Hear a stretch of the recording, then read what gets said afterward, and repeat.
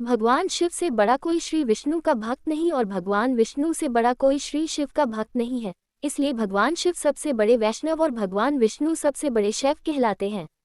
9 साल के छोटे बाल रूप में जब श्री कृष्ण ने महारास का उद्घोष किया तो वृंदावन में पूरे ब्रह्मांड के तपस्वी प्राणियों में भयंकर हलचल मच गई कि काश हमें भी इस महारास में शामिल होने का मौका मिल जाए।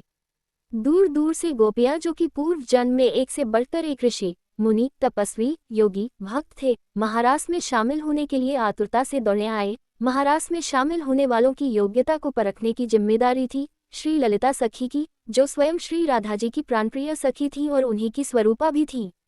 हमेशा एकांत में रहकर कठोर तपस्या करने वाले भगवान शिव को जब पता चला कि श्री कृष्ण महारास शुरू करने जा रहे हैं तो वो भी अत्यंत खुश होकर तुरंत अपनी तपस्या छोड़ पहुंचे श्री वृंदावन धाम और बड़े आराम से सभी गोपियों के साथ रासस्थल में प्रवेश करने लगे। पर द्वार पर ही उन्हें श्री ललिता सखी ने रोक दिया और बोली कि हे महाप्रभु, रास में सम्मिलित होने के लिए स्त्रीत्व जरूरी है। तब भोलेनाथ ने तुरंत कहा कि ठीक है, तो हमें स्त्री बना दो। तब ललिता सखी ने भोलेनाथ का गोपी वेश में श्रृंगार किया और उनके कान में श्री राधा कृष्ण के युगल मंत्र की दीक्षा दी। चूंकि भोलेनाथ के सिर की जटा और दाढ़ी मूंछ बड़ी बड़ी थी, इसलिए ललिता सखी ने उनके सिर पर बड़ा सा घूंघट डाल दिया जिससे किसी को उनकी दाढ़ी मूंछ दिखाई न दे। महादेव भोलेनाथ के अति बलिष्ठ और बेहद लंबे चौड़े शरीर की वजह से वो सब गोपियों से एकदम अलग और विचित्र गोपी लग रहे थे, जिसकी वजह से हर गोपी उनको बड़े आश्चर्य से देख रही थी। महादेव को लगा कि कहीं श्री कृष्ण उन्हें पहचान ना ले, इसलिए वे सारी गोपियों की भीड़ में सबसे पीछे जाकर खड़े हो गए। अब श्री कृष्ण भी ठहरे मजाकिया स्वभाव के और उन्हें पता तो चल ही चुका था कि स्वयं भोले भंडारी यहाँ पधार चुके हैं। तब उन्होंने विनोद लेने के लिए कहा कि महाराज सबसे पीछे से शुरू किया जाएगा। इतना सुनते ही भोलेनाथ घबराए और घूंघट में ही दौड़ते दौड़ते सबसे आगे आकर खड़े हो गए। पर जैसे ही वो आगे आए वैसे ही श्री कृष्ण ने कहा कि अब महाराज सबसे आगे से शुरू होगा।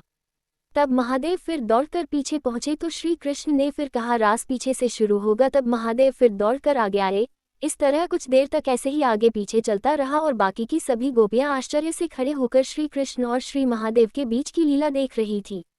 वे ये सोच रही थी कि ये कौन सी गोपी है जो डील डोल से तो भारी भरकम है, पर बार बार शर्माकर कभी आगे भाग रही है तो कभी पीछे, और जैसे लग रहा है श्री कृष्ण भी इसको जानबूझकर हैरान करने के लिए बार बार आगे पीछे का नाम ले रहे हों। कुछ देर बाद श्री कृष्ण ने कहा कि महाराज सबसे पहले इस चंचल गोपी से शुरू होगा जो स्थिर बैठ ही नहीं रही है। ये कहकर श्री कृष्ण ने भोलेनाथ का घूंघट हटा दिया और आनंद से उद्घोष किया, आओ गोपेश्वर महादेव, आपका इस महारास में स्वागत है। और उसके बाद जो महोत्सव ऐसा हुआ कि ऋषि महर्षि भी हाथ जोड़कर नेति नेति कहते रहे। इस महारास के महासुख को शब्दों में बयान नहीं किया जा सकता है। तब से आज तक भगवान शिवशंकर वृंदावन में गोपेश्वर रूप में ही निवास करते हैं। वृंदावन के गोपेश्वर महादेव मंदिर में जहां उनका रोज शाम को गोपी रूप में नित्य रास के लिए श्रृंगार किया जाता है।